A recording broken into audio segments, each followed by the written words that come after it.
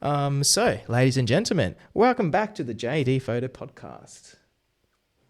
Like always, this episode is supported by Rode. So Rode do phenomenal gear. I love their stuff. It sounds this good because of Rode.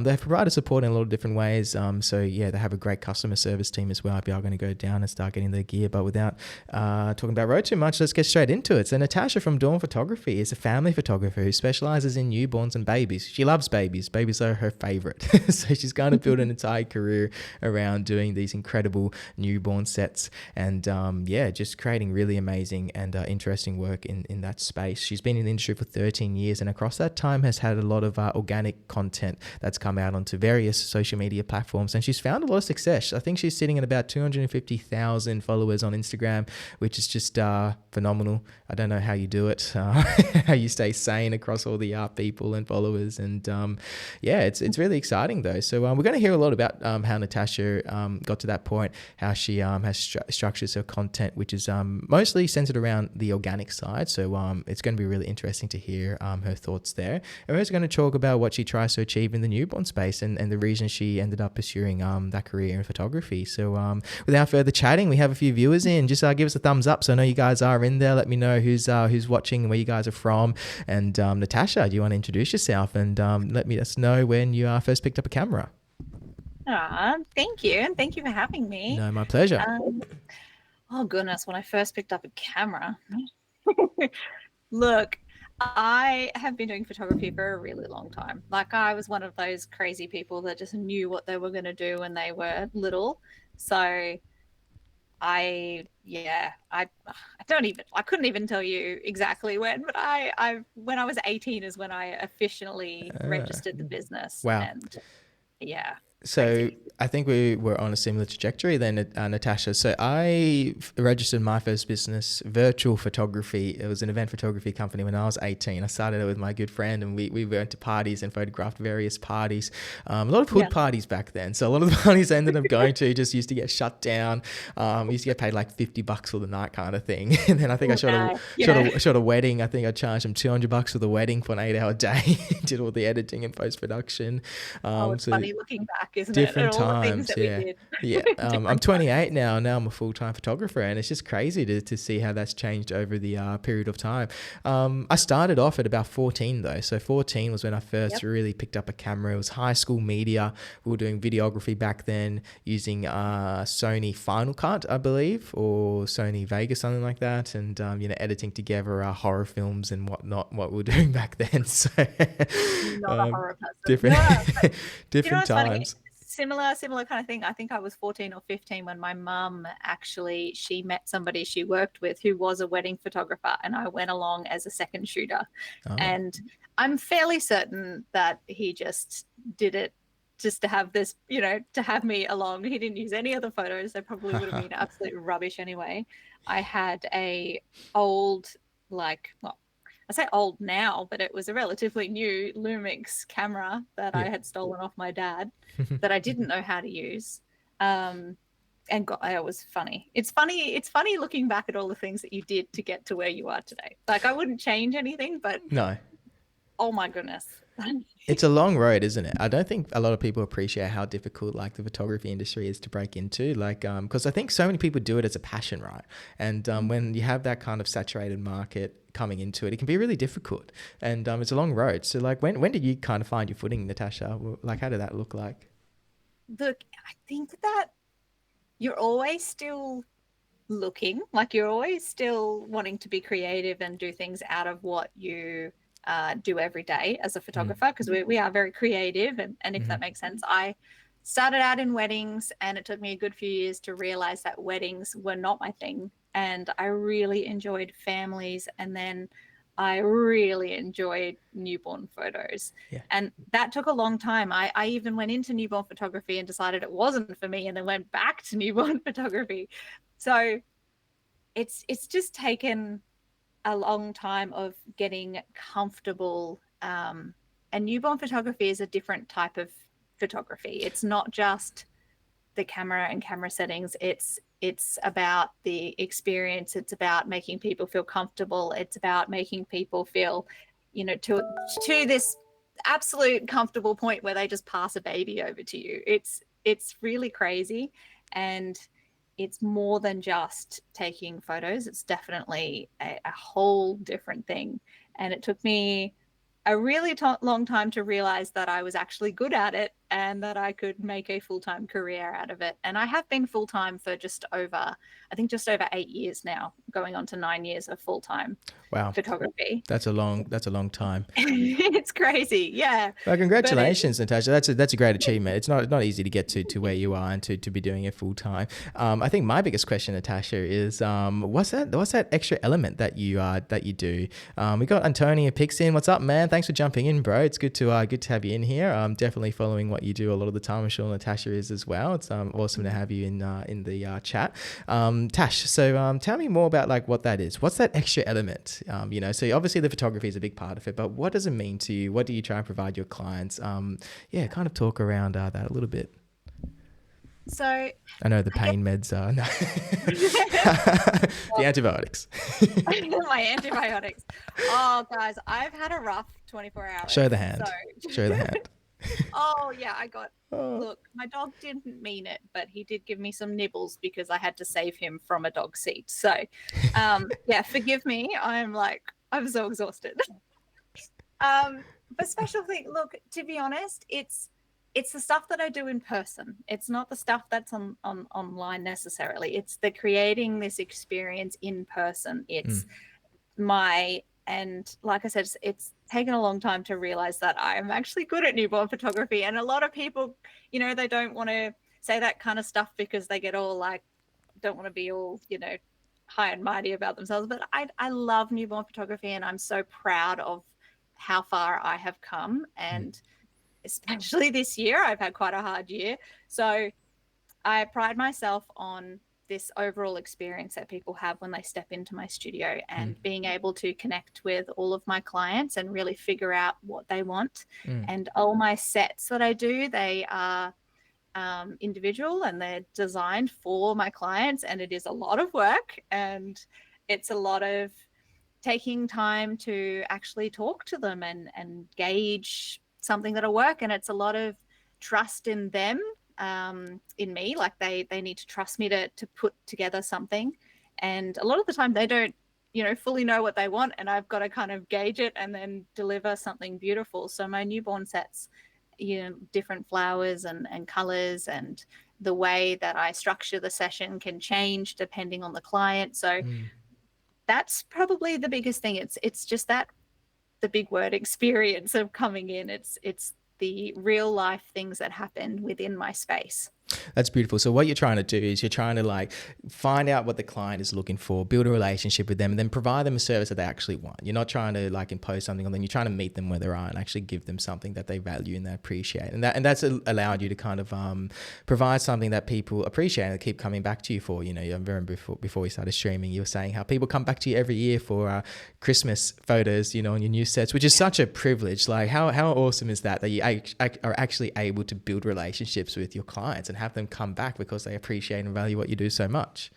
It's crazy. It's every year I'm kicking myself because I'm like, I can't believe that so many people have booked to come back and they haven't even seen what I've designed. They haven't seen the set. They're just going off me putting up a couple of Instagram stories or sending out a couple of client emails saying, hey, this is my random idea. And they're booking and they're coming back. And Christmas minis are a huge time of year for me. As much as they drive me absolutely crazy because I take my sets too far every year, there's always something in there that I probably didn't need to create. And I love them. I really do love them. I love seeing all the families come back, and I love seeing the kids. And a lot of the kids who I've been, for the last 5 years, I've created this flow on of Christmas sets. So everything kind of matches. There's a little piece of the next set in the set from the previous year. So it's like a little Easter egg. There it is. That's and when so you put cool. all the photos together, it's beautiful because you can see all the bits and pieces. And so for the last 5 years, kids are coming back and they're saying things like, oh, it's Auntie Tash. Auntie Tash is doing photos. And it's just the cutest thing. That is cute as. I don't know. I don't know. I've fallen into this really happy place of being able to see clients again, and they tell their family, or I become the overall family photographer. So it is very, very cool, and all of that has come from my word of mouth and just making sure that the in-person experience is As beautiful. good as it can be.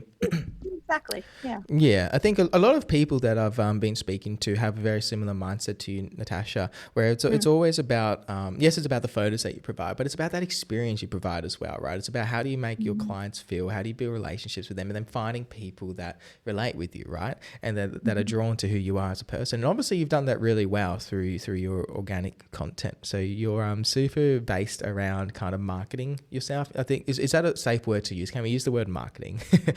We can use the word marketing. I think I'm showing people me online and exactly what I do. Yeah. So so I guess when you're making so bit of a backstory on what Natasha's done. So she's started off on YouTube. She got like to 12,000 followers on YouTube, and then she was like, I'm bored of that one. Let's go to Facebook. She got like 400,000 followers on Facebook. She's like, I'm bored of that one. Let's go to TikTok. I started on Facebook. Actually. There you go. So Facebook stuck. Facebook was my original platform, and it was never about building followers. It was just about getting my art out there and opening myself up to new experience. So in the beginning of posting on social media, the main reason I did it was to speak to my direct clients. So show the mums exactly what happens in the studio, show the process, make people feel comfortable before they even come in. So that way they've got a little bit of me. They already know what to expect. So it was kind of, the original thought was just to make sure that people knew who they were going to pass their baby over to. So Facebook was my original platform. Then I went to TikTok, and then I built Instagram. And YouTube was a fun side to see if the content would go, which was really quite funny because it did go really well. And then I've just kind of left it because it's another platform to think about. I'm one of those weird people that I just, I could do it if I want to do it. That's pretty cool. Maybe later I'll look at that YouTube process again. I feel like YouTube's really difficult because you need to make like really good content, right? To stick. It's long form. Long form. Yeah. And I was just doing what are they called? The little short things. Shorts, reels. I think you should know this, Natasha. You're the social media guru. You're the one with a million followers. YouTube. I tried to do vlogs on YouTube, so there's 2 on there. There's 2. That's it. That's what I did. There you go. Gotcha. So tell me a little bit more maybe about what you're trying to achieve with the content. So obviously it's very centered around who you are, what you do, but you're trying to put yourself out there is what I'm kind of gathering. I just wanted clients to know who I am before they come into my space, my studio space. Okay. So just they've got a little bit of me. They know what I love to do. They know what I'm passionate about. They know the safe environment that their baby's going to come into. They know that I love to hand make things.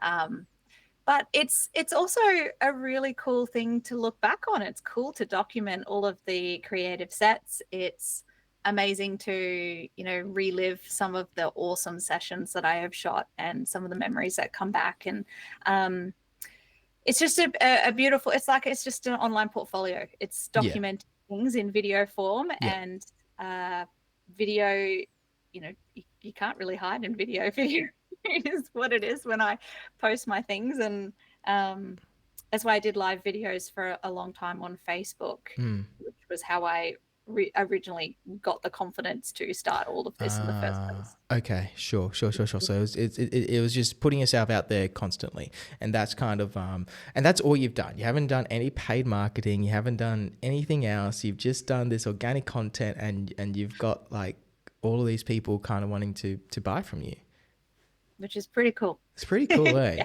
That's so cool. Wow. What a journey you've been on. Tell me about the, so you mentioned about looking back, and you kind of looking back on so it's almost like social media is really personal to you, and like you're sharing that with other people, right? And it's just like, it's a very open and wide. Is there any challenges with doing that? Can I start with? Because it seems scary. Okay. It seems really scary. if we're being super, super real about Pull social it media, down. right? Pull the Like, yeah, barriers down. social media is what you want it to be. Like, if we really think about it, you put out what you want to share on a daily basis. Like, really, on let's take Instagram and stories, for example. So stories, I try and be who I am and share as much as I can. And the things that obviously I can share, there's a lot of personal moments that I don't share. Things with my children and family and stuff like that just don't need to be shared. So I do keep it to the level of me, what I'm doing, what I'm creating, little updates, personal things, like small things that maybe I'm struggling with and things like that. But social media is challenging when you're not having a good time, when you are going through deep personal things that you can't So share, true. or So true. you know how things come in Yeah. threes and you get that set of three all in a row and you can't share constant negatives. And I was actually talking to my husband about this yesterday because of the dog bites. Yeah. And obviously I shared that. But the day before that, I had something that was really difficult in my business. And I unfortunately can't, I'm not going to talk about it, but it was a really difficult job that I had to go and do. And that was really, really hard. And then I've had a series of other things happen. I've unfortunately had some family pass away this year and some other diagnoses within the family. So there's all these things on social that you can't share everything, otherwise it turns into a downer. It does. And people don't want to, people don't want to see that. And yeah, exactly. I think that's the thing about social media, right? And like if we are going to be entirely brutally honest, it's like, yeah, we are kind of showing ourselves in our lives in a very authentic, organic and like natural way, but we also are fabricating in a certain way, like, and we can't deny that, right? Because we are choosing what we are sharing, and it almost is like a highlight reel of your best moments, your best photos. And I remember someone said it's like a utopian identity of yourself, right? Something dorky like that, where it's like this is like your utopian version that you kind of craft and put online, and you kind of take out all the negatives. And I think we do need to be reminded of that, right? A little bit. It's not all And like, I got a message today which I laughed at. It was a voice message, and if this person's watching, lots of love. She is a good friend of mine, and she we're friends in the industry, and she sent me a beautiful message just saying how amazing my year looked online, and that she'd seen, been following, and bits and pieces have been popped up, and how incredible my year must have been. And I'm sitting here thinking, my year, this has been, and not from a business necessarily, but this has been my hardest year I've ever had. This has been a really difficult year, both in the personal space and then to the level of business and things. I had a commercial studio, and I decided to close that and come back to a double car garage, which has actually been an awesome choice, but it was an incredibly hard thing to do, and it came off me having to relieve stress from myself so that I could continue doing the things that I do in my business at the high level that I like to do. So I had to make some pretty drastic changes this year. It is a major stress to do a business, right? Any business, not just photography. Any business is stressful. Can we talk about that a little bit more, maybe, Natasha? So let's go through because look, I have episodes of stress all the bloody time. It's one of those things, right? Where I don't know, it's hard to navigate it, right? It's hard to manage it, and it's hard to just know how to really approach it, especially when you are doing things like organic content and sharing stuff all the time. Do you have any tips, any strategies, anything that you do that kind of like, I guess for me, like, self-care is really big, so I'm a surfer, so if I'm ever stressing out, I'll surf. Or, I have a dog as well, an English bull terrier, absolutely adore and love the little thing. So, anytime I'm stressed from business, and trust me, there's always going to be things to stress about. Like, my phone at the moment's going off with clients being like, where are you? Get back to us now. And you have deadlines, you have things to, bills to pay and whatever. And, like, it can get to you, right? And it can eat you up, and it can kind of crush you a little bit, because that's the fast-paced nature of running a business. So what are your like go-to techniques or strategies, or what do you do to kind of zen yourself out? I guess I should say. What's funny, mine is to build something, to create something. So I kind of will take things a little bit slower and do some things that make me happy, whether that be attend like a creative shoot by another photographer, or go and set up my own model call and do something that I haven't done before, or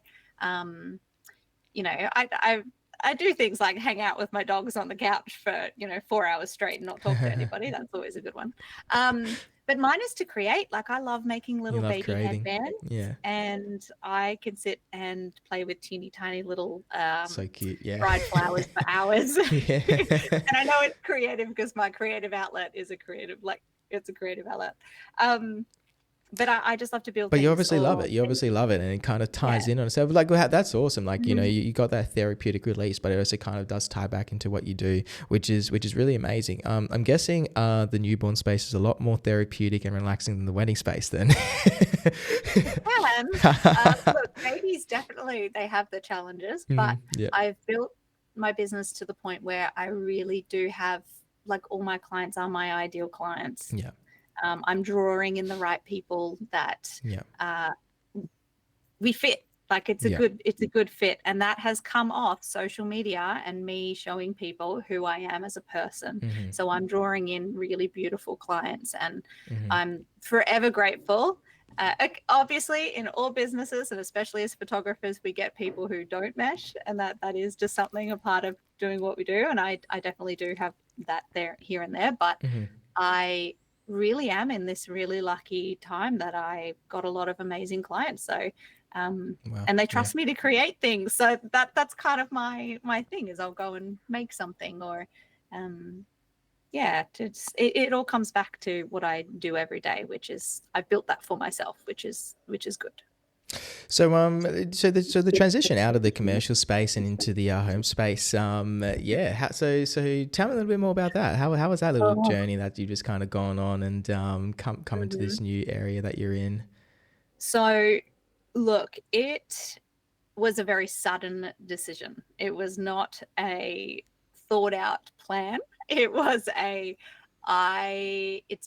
we've had a couple of quiet months. My husband is a stay-at-home dad who's only just started doing some casual work, which he needs to, because both kids are at school and he's got nothing else to do. So he's started to get back out there. But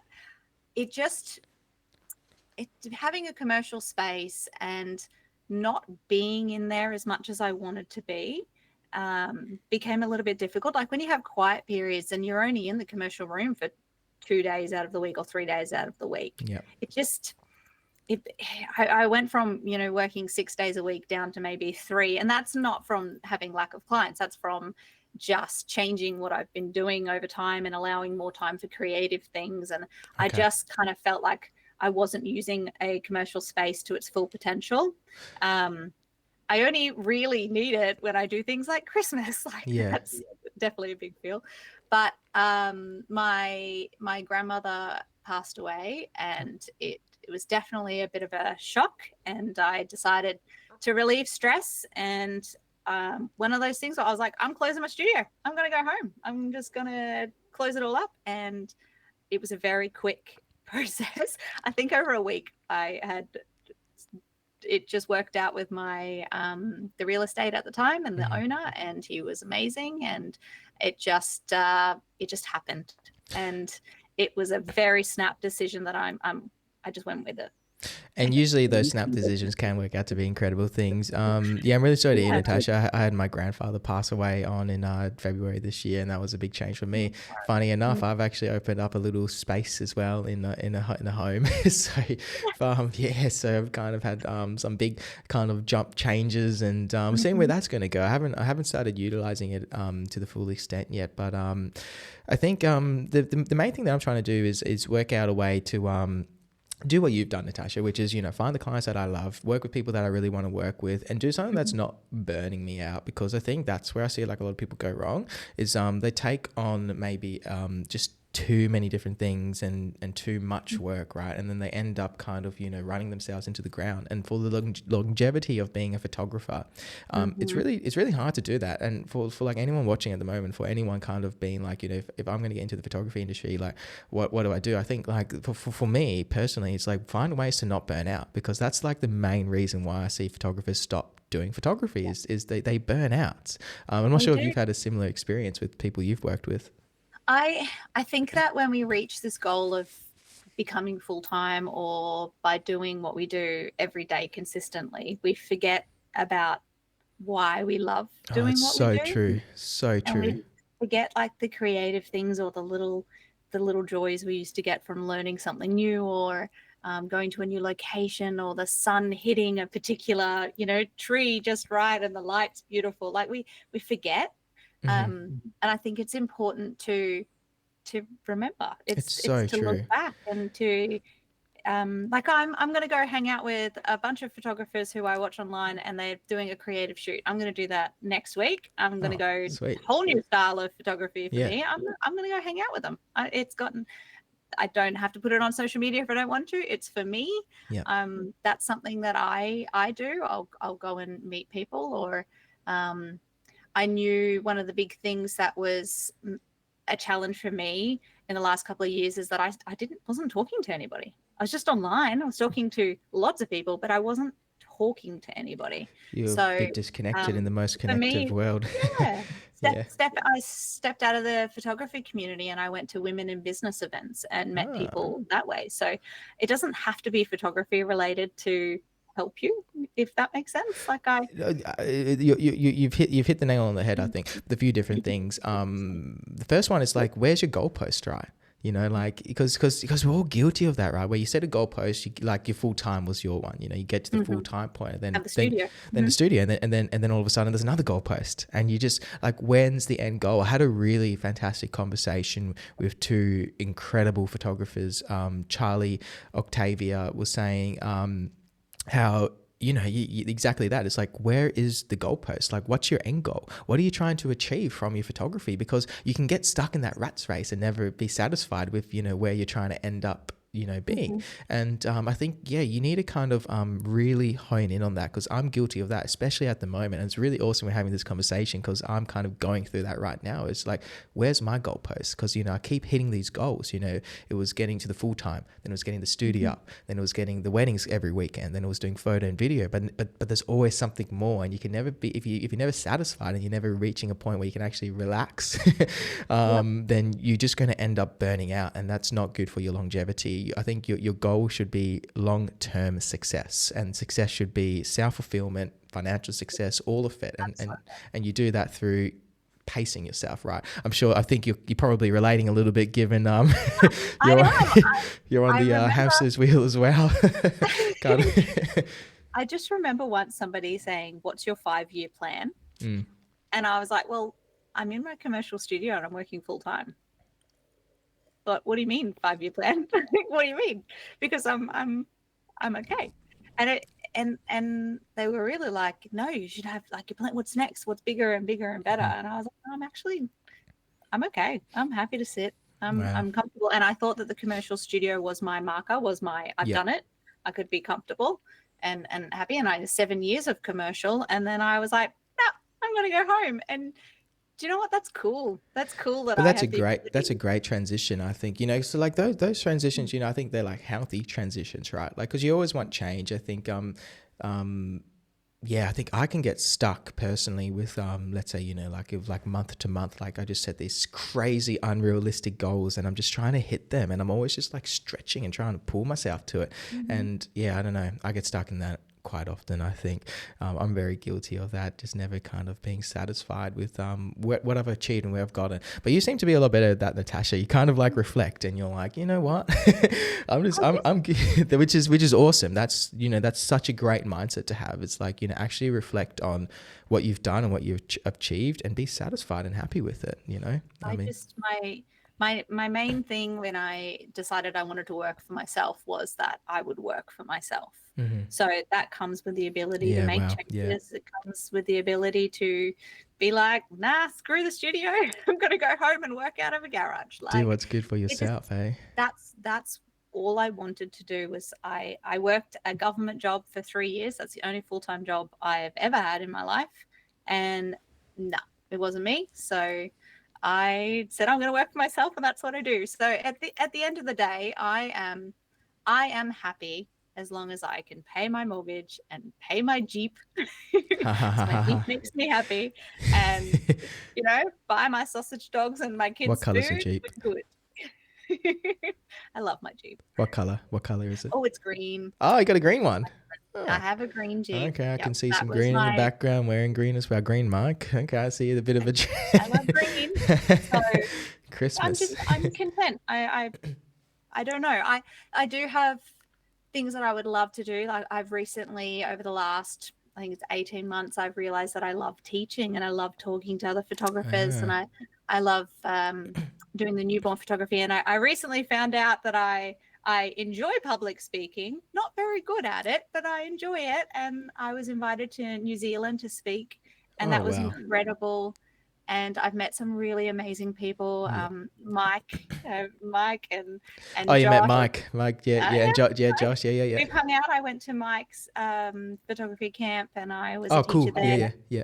Oh, that's right. I saw that. Yeah, Mike did mention and that. Josh in Adelaide this year, I'm invited to go be a teacher there. So I'll go to Wedding Mania, which is funny considering I'm not in the wedding industry, but I am in the industry of helping photographers remember why they love doing what they do and sharing on social media and being themselves. So some really cool opportunities coming up for me, and that is, I'm just going along for the ride. I've decided I'm just gonna go with it. Teaching people is so amazing, and giving back to the community. I think everyone needs to do that. I actually think giving back to the community and teaching people is a massive part of like that kind of personal success that you might talk about. Like if it fuels you to want to keep doing photography, right? Well, it has for me at least. Like, sharing my tips online, and people are like, why are you sharing your tips? Everyone's going to steal what you do. I'm like, well, yeah, maybe, but it's also, well, I'm not sharing everything, and at the same time, yeah, and at the same time, it's rewarding. Like I actually like it. I like to be like, this is what I've learned over the last 15 years of doing photography for my whole life. Here you go in 2 minutes. This is just take what you need and run with it. It's fun and it's rewarding, and I actually really enjoyed it. And I hope I can eventually get to the point where you're at, Natasha, where you're being invited all around the world. Really, New Zealand is another country, and to teach. Like, how awesome is that? Oh, it was incredible. And it all came off me. My husband and I always have these talks. Like I never set necessarily like goals and things. I would just say things in passing comment. Maybe I could do this. And he'd be like, yeah, right, go on then, do it. Like you said it. And it almost turns into, yeah, I could do that. And social media is what has allowed me to do these things. It all comes back to me posting me and sharing and saying yes to things instead of saying no to things, because I like to be in my studio. It's very scary to be in the outside world. I can post online, but it is, in person is that whole other thing. Tell me, let's go down the social media rabbit hole, because that one is it's a bit of a double-edged sword, isn't it? Look, I love social media because it allows me to connect with other people, but you said something about people being or you weren't talking to anyone. You were connecting with people online, but you weren't really building relationships in person. Do you think social media is kind of a bit of the kind of culprit in this kind of equation? Maybe. You know what? So when I was talking about that, I meant I was posting all the time, and I'm definitely talking to my clients, and I have a lot of amazing clients who will talk back.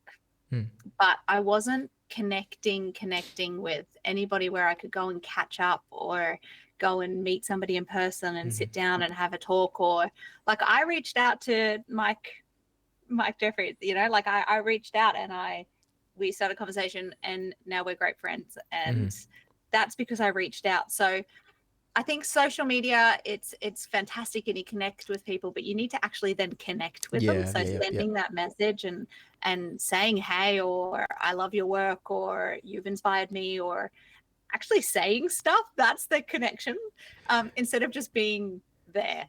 Yeah. There's a little bit more to it than just existing on a platform. Yeah. Mm. Yeah. I see myself get lost in that a little bit, where when it's like, you kind of get lost in the online world. And I've heard this a lot, a lot of people are like, we're more connected than ever, but people kind of really want like face-to-face relationships as well. I think that's why like service-based businesses are getting really valued at the moment, right? It's because if you're actually able to provide a service in person and actually connect with people, and yeah, like you say, have that platform to, reach out and build relationships, but then also actually do it, right? And connect with people. I think that's something that people are really valuing more and more in this day and age as we're becoming more educated to the fact that although we are living in probably the most connected time in history, through all these amazing platforms, at the same time, you can fall into the trap of being really disconnected, right? And being separate from everyone else because you're connecting with people artificially through technology, but are you really having that face-to-face relationship as well that's actually going to fuel your soul, I guess is the way to put it, and give you that purpose. I love my clients will message me or check in on me, or I've got some amazing people we have conversations with, but that's the thing, I'm having conversations with them. I'm actually replying to the comments or the messages, the private DMs and things like that. I'm replying. Yeah. I'm talking to people and continuing on that connection with people. And that's, I find a lot of people like to post and close. So they're just doing their stories and then they're leaving. But in order to build and to have a lot of people follow and really want to connect with you, you've got to connect back with them. So Makes sense. Yeah, it does. So so that organic content that you're putting out, then it's not just the content you're publishing, it's the way you're interacting with people online as well. Yeah, I think that's a big part of it as well, is to when people comment, you comment back and you talk. When people DM you, you actually reply to the messages and they ask you questions and things. I just, when you comment on something and you never, then the person that you've commented on never likes it or never says anything back, it doesn't really make you want to go back again, does it? Sure. When you get nothing back. I just feel like I'm going to be a person here and I'm going to be a person online, and I'm going as to well. connect in that way. And I just find that it helps. Makes me feel good because I want to actually talk to people. I don't want to just be sitting here quietly, put up a story and then going, okay, and walking away. Yeah, that's really awesome. So like it's just like, so it's like relationships online, and you're actually engaging in dialogue as well, and you feel like that's probably the most important part of what you're endeavoring to do with your personal brand, I guess. It's do you see it as a personal brand kind of I guess so. I mean, when personal brands, most people name it after themselves. Mine's Dawn Photography. You know what I mean? Yeah. Like it is me. It is definitely me and what I do. So I guess it is a bit of a personal brand, and especially when I as I continue to grow in the teaching space, or I start to connect with brands and things like that. But I don't know. I don't have a plan. We're just going with the flow here. That's so interesting. So you haven't studied anything, you haven't read any books, you haven't like watched anyone, got inspiration from anyone or anything like that? Not really. Wow. I was a big Gary Vee Gary fan. Vee is great. So and I saw him live in yeah. person, and Oh yeah. I remember the only thing I remember him Jab saying, right hook. yes. The only thing I remember Attention is him the number one saying asset. is he said 98% of you aren't going to do anything, and 2% are going to do something. Be the 2%. And I just remember being like, screw you, Gary Vee, I'll be the 2%. What a motivating factor, eh? I did it. I was really, I don't know why, but I was so angry. I was like, I could do it. He's telling me that, most of the people in this room aren't going to listen to anything he said. And for some reason, I was like, I'll listen. And I'm glad I went to that because I've never followed anybody or never read any self-help books or never Oh, gone to interesting. anything like that. So Yeah. I don't know what it was, but he really pissed me off and I went to him He not has long that. He, after he that. has that. He has that personality, doesn't he? He's just like go go go go go, I and want to listen to him, but you he makes do me angry at angry the at the same. same Yeah, I know, time. I know. Controversy, being He controversial can is like be. everything, Yeah, right? I think um, yeah, no, it's I fun. love Gary Vee. I think Gary Vee's great. I'm reading his book at the moment, actually. I was reading it last night. His mindset towards branding and marketing is fantastic. So that's really interesting to hear that you kind of got a lot of inspiration from his talks. I think the main thing that I get from Gary Vee is attention is the number one asset. I think that's his biggest kind of phrase that's going at the moment, which is it doesn't matter what you're kind of well, it does matter what you're putting out, but I think at the same time, people kind of get lost a little bit too much in, it needs to be highly targeted. I think if you just kind of show who you are and you just put like bits and bobs out, and then over time you attract the right people, and you're not necessarily trying to sell or force a sale to everyone like traditional marketing used to do, where it was very, strategic, and kind of over a period of time, you might lay out like this advertising plan, and then you will target ads to certain people. Like you can still do that, but a big part of what makes modern marketers like yourself successful is you want to put a face to your brand name, right? And you want to show who you are, and you want to build that personal brand and build relationships with people online. And then eventually over time, you're going to get that one hit that's going to be your customer or your client. And then it's almost like you're putting a massive web out, and then you're like catching in a few people who are your core clients who are actually going to appreciate what you do and buy from you. And you're going to be able to build long lasting relationships with them. And those type of people are the ones that are going to really stick and are going to do things like help your business thrive and succeed in many different ways. Clearly, you've built a very financially successful business, but that's one component as well. You seem to be very fulfilled in many other aspects as well, because you've done this Gary Vee strategy from one seminar, which is insane. I study a lot of stuff, and that's really impressive, Natasha. I'm just going to say. It's funny because I can't the remember 2%. what you said. I am the 2%. You live and breathe it now. Yeah, you are the 2%. We should. I'm the 2%. we need to get you a little like hat or a little badge or something. 2%er. Oh, it's good. It's but I can't read a book like to sit down and read a Gary Vee book, but I could listen. I watch a couple of his videos and I'm fired up enough to do something else. Oh, that's the secret, guys. Watch videos that make you angry, and then you're gonna do what. Oh, that's gold. All right, let's that's you. No, Natasha, you've done really well with it. I definitely see a lot of Gary Vee elements in your He is just repeating himself. That's the funny thing. He is just saying the same message over and over. That's what social media is, isn't it? You just learn to say the same thing in different ways, right? That's what I try and do. He's actually just saying it in the same, like he's just saying it again and again. Is he? Every single. Okay. Good morning. Who's that? T-Bams, what's up, man? Let us know if you have any questions for Tash. We're diving right into it. We have 5 viewers in here at the moment. So so give us a thumbs up if you are in here. Unfortunately, I can't see who's in here at the moment. Otherwise, I'll be kind of grabbing your names and calling you guys out. But if you give us a thumbs up, let us know if you're in here, if you have any questions for Natasha. Natasha's a marketing prodigy. I don't know what would you call yourself? A marketing guru, something. But you do teach it as well. So guru is probably the word.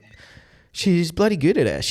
She went to one Gary Vee thing, and now she's supposedly able to acquire a mass following on various social media platforms from the anger of Gary Vee.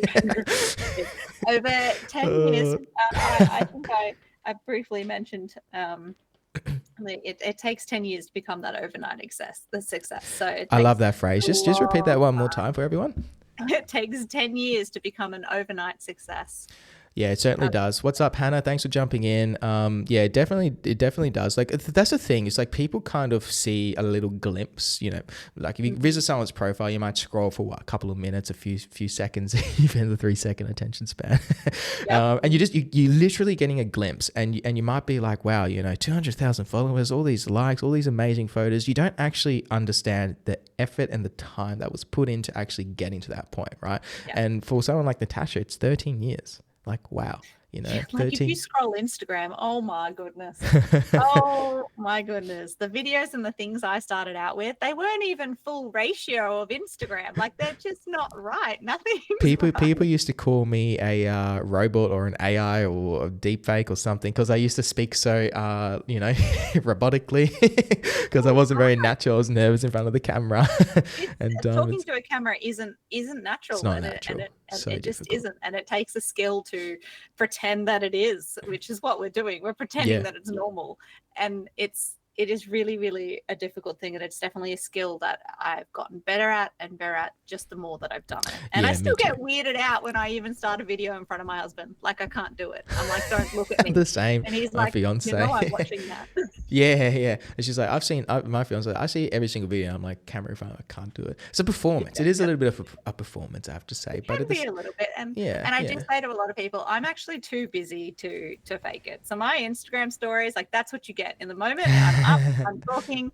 That's it. It's You're very big on how would I say it? It's like creating things, learning how to create new things and constructing sets. It's almost like a therapeutic release for you, but it's also your professionality. You know, it's being creative, it's doing things and constructing things. So like photography is almost like your medium that you're capturing your creativity through. Do you know what I'm saying? yeah, it is, Yeah. and that's true. I'm also really big on like being critical of myself in a way that helps me grow. So I love doing things and then looking back and in a good way, not like a mean self criticizing way. I like to pick something that I could have done better for next time, and then if I do it, whatever it is again, I like to make it better. So I love, for example, like my Christmas set. There's always something every year. I'm like, could have done that differently. I'm gonna make it better. That is And so cool. May I love I that. add? It's like having little Easter eggs and you like your next thing. Little thing. You know, like movies and games do that and stuff. I was a really big Halo fanatic back in the day when Halo was around when I was young, and they used to have like little Easter eggs and things that kind of transferred. So you're like doing the same thing in your own creative kind of way. How cool is that?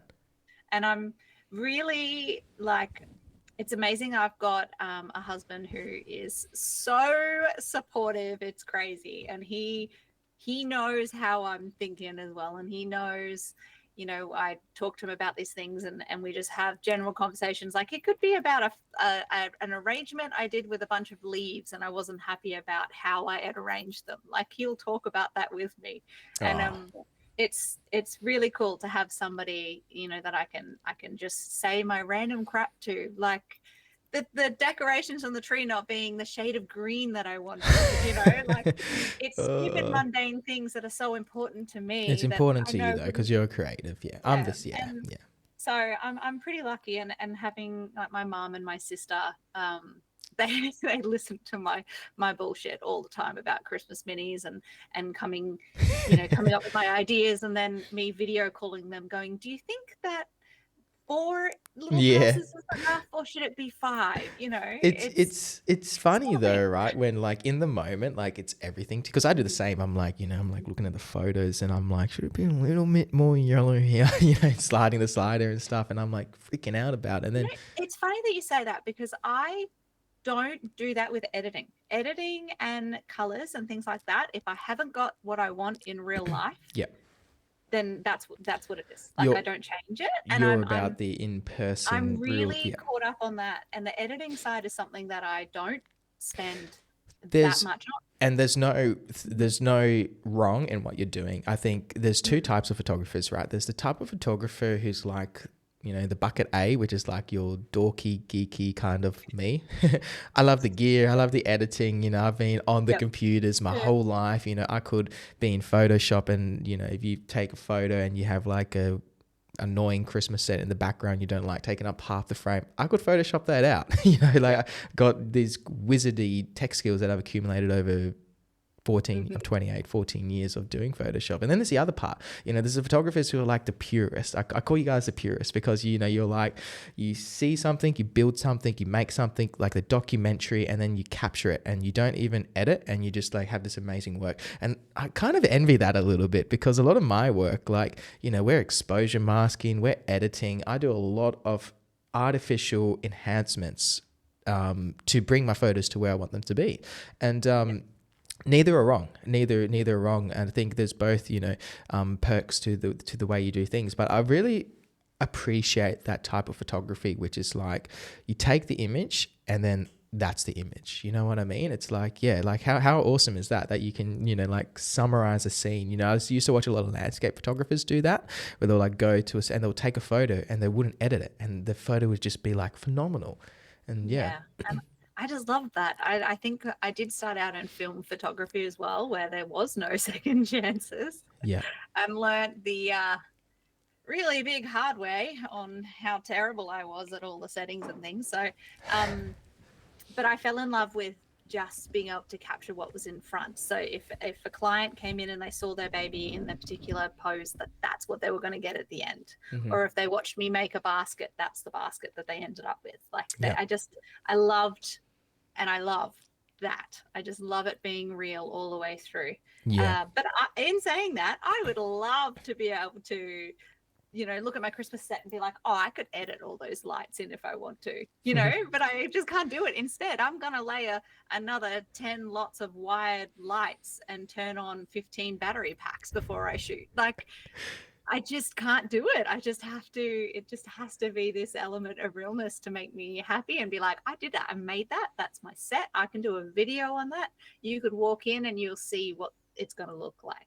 There's always that element to magic, when you're taking the photos and I'm shooting at, maybe 1.8 and everything's blurry and beautiful and I'm using the lights in a certain way. But I just like that you can walk in and be like, wow, like that's what it is. That's set. That is pretty special, I have to say. And it just opens up your creative potential during the photo session because you're able to shoot 1.8, you're able to shoot 5.6, you're able to find different angles within the set, and do all these amazing and different things. I'm sure you do that. And, you're not limited by the restraints of the set so much. So yeah, no, hats off to you, Natasha. Set, I can change it. You can change it. Yeah, I can change it.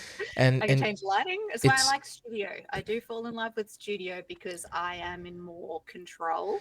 Yeah. So what's that giant softbox you got back there? Like 120 inch. A 180 umbrella. 180 umbrella. What is with a Godox. Is it taller than you?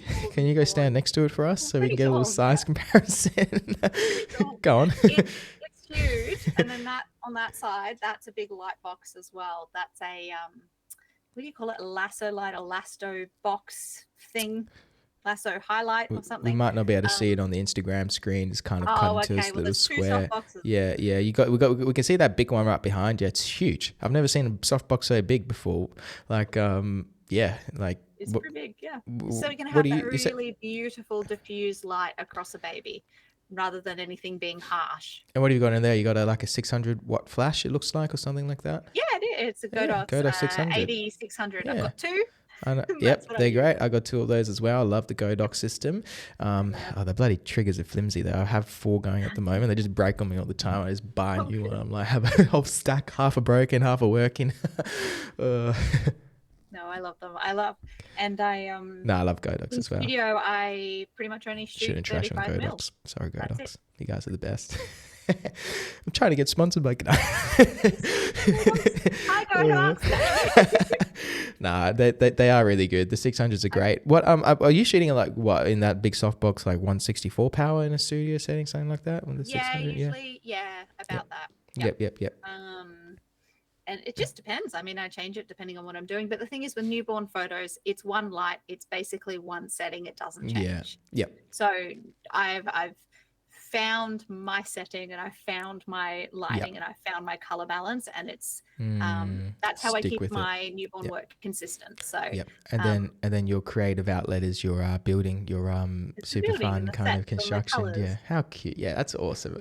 I wish it's just such a intimate nice experience for like little ones to come through and experience. I have to say that's pretty awesome. It's pretty cool. Yeah, I can see. I'm not gonna lie, I do love it. I do love it. I can see right why over. people come back every year. It's, little Easter eggs and little changes and the whole lot. Yeah, no, how awesome is that? So what's happening now, Natasha? Like, where to next? It seems like you've got it all rolling. You've got the social media teaching people. Like, what's the plan? Like, what's yeah. I would like to put more time into building up my teaching, and I've got a school, a membership that I really would like to load more videos in. I have an overwhelming amount of content that I actually need to edit and share.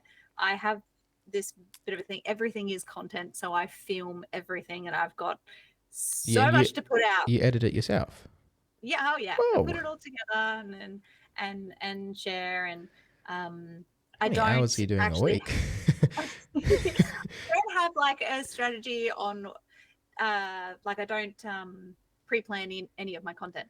I organically do it daily. Gotcha. So, yeah, I post what I feel like posting or what I feel like sharing, and I do bank up some content that I could put up, and I change what time of day I kind of do it. I roughly share something in the morning, share something in the evening. So going forward, I would like to maybe structure that a little bit more. I'm starting to see the benefits of creating a structure and maybe pre-recording a bit more content. So I'm kind of learning in the realm of video editing and things like that. It's a bit more like the Mike Jeffrey approach, where it's like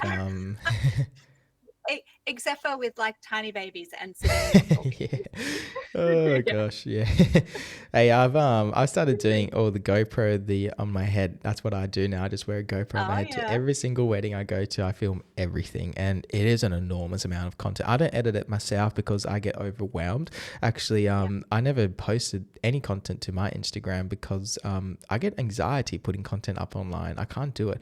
That's what my biggest hindrance was like I would kind of talk myself out of it. So that was my little kind of way to get around it, was to get someone to edit it and get someone to schedule it for me, so I didn't have to do it myself and freak out when I was doing it. So you figured out what was stopping you and you made a change, and that's what a lot of people sit there and go, oh, I can't do this because of this, but then they don't do anything to fix the problem. And it's hard to do though. I put it up before I have a chance to second think it. I just put it up. Put it up. I just go for it. I share it. I edit it myself, so I know what I'm putting out there. But it's always scary. It never gets easier. I'm glad though that I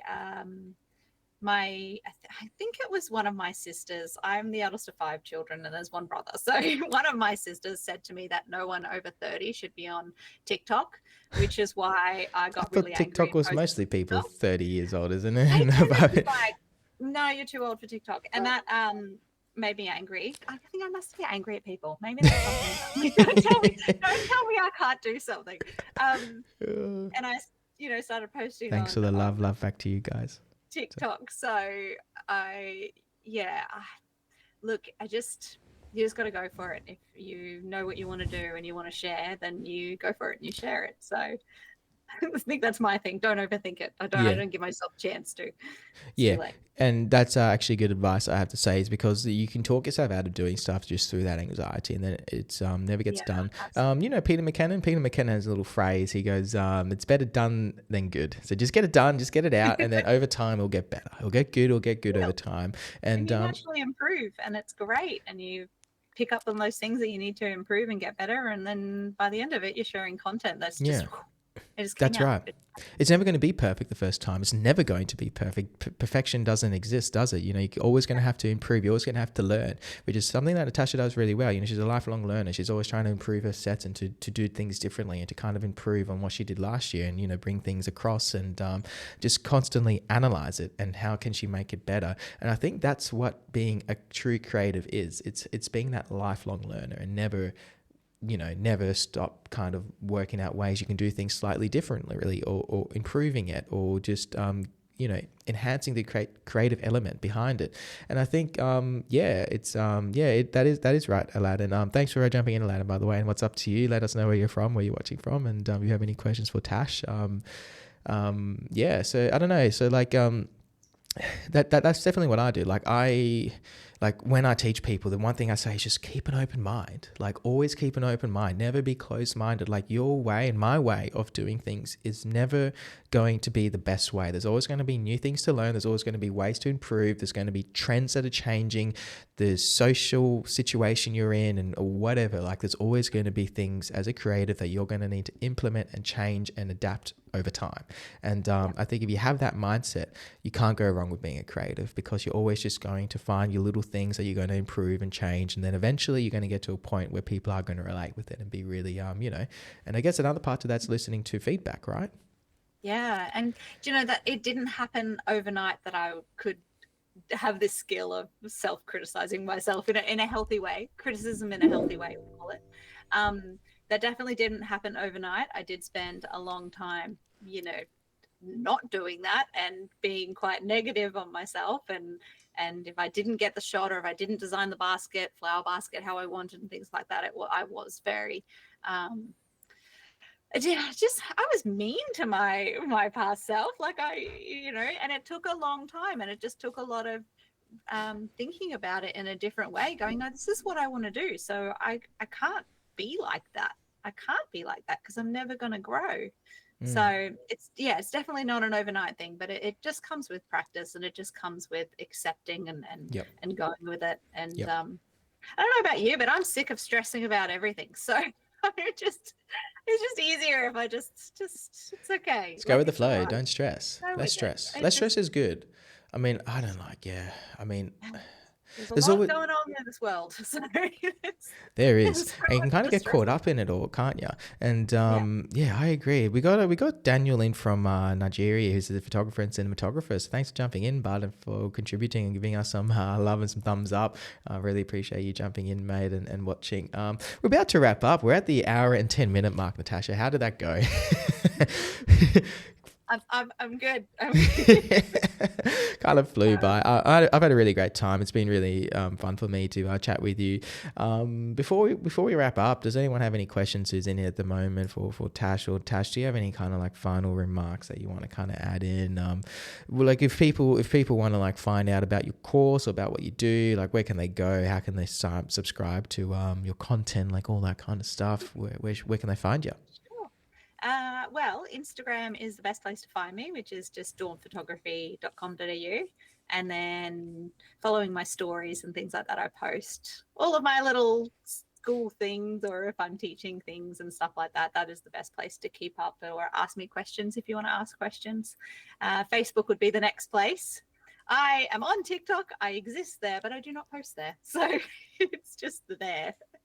You probably will not get a reply. I don't know. Thanks for having me and having a chat with me. It's been cool. I'm glad that I was able to sit and talk, because like I said, at the start of this, I had a really hard day yesterday. Yeah, no, I appreciate you jumping in, regardless of the pain, the dog bite pain. I know the pain, because then they get infected and stuff and all that. So I mean, I've got bites on my pinkies that are still healing and stuff from my puppy, who's now 9 months. And when we got him at 2 months old, so we got him like the youngest little thing that you could possibly get. And just out of excitement, sometimes he will nip you, and then he get the infection. Not very fun. So there we are. So really appreciate it. I think people got a lot out of it. We've had a lot of viewers, a lot of interest, a lot of people come through who have really enjoyed it. Natasha, you've done great. I think the conversation was really fun. It was really good. You're doing really great stuff as well, giving back to the community, building the online audience, doing all these really amazing things, and fueling your business through your passion. How awesome is that, to be able to do what you love, and to have such a I guess people receive it so well. Congratulations, Natasha. I really enjoyed it. So we'll definitely hopefully catch up sometime in person, maybe at one of these expos or something. And if you enjoyed it, we'll do it again sometime. I'll invite you back on. Maybe we can do like a little I've been really liking the group convos, when you kind of have like multiple people on there. Great. So I don't know, we'll see if we can link something up like that. Awesome. So yeah, so Natasha, so yeah, everyone, that's Natasha from Dawn Photography. We're just about to wrap up. I know some viewers are coming back in, but yeah, I think the episode is going to be on YouTube and Spotify later today. So you go ahead and check that out. We've covered a lot of really great topics today. You know, from being a newborn photographer, wedding photographer, the challenges of the industry, how to be a lifelong learner, organic content and organic content strategies, and what Natasha has done to acquire a massive following across multiple platforms, 400,000, 200,000, pretty impressive stuff, all through being an authentic person and being a relatable person. And Natasha has definitely found a lot of success in many different areas of life through doing this content and through building this really incredible business that people are continuing to come back to over a period of time. So getting a lot of love, getting a lot of thumbs up. So appreciate you guys. We're going to close it off. We'll play the outro song, and then yeah, we'll peace out, everyone. Thank you so much. Thank you so much.